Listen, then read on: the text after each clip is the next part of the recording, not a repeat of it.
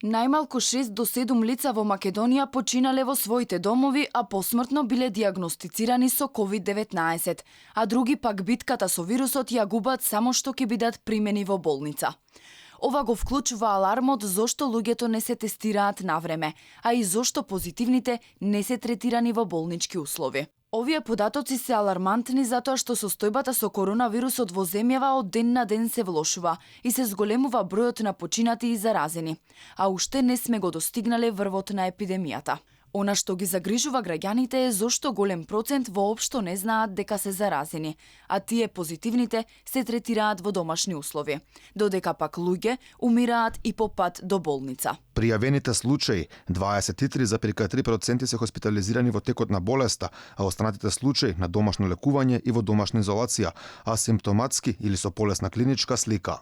Првиот човек на здравството во неколку наврати изјави дека болеста има непредвидлив тек, но сепак пациентите со полесна клиничка слика се лекуваат дома.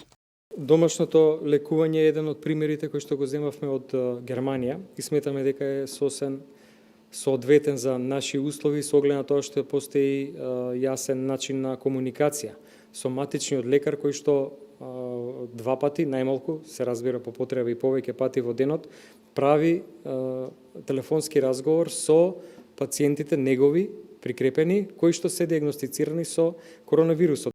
Првата жртва од COVID-19 во земјава беше посмртно диагностицирана. Починатиот 44 годишен маж во Кавадарци се потврди дека бил позитивен по неговата смрт. Ист беше случајот со затвореникот во истражниот затвор Шутка. Полицаецот во Куманово бил диагностициран еден ден пред да почине во неговиот дом.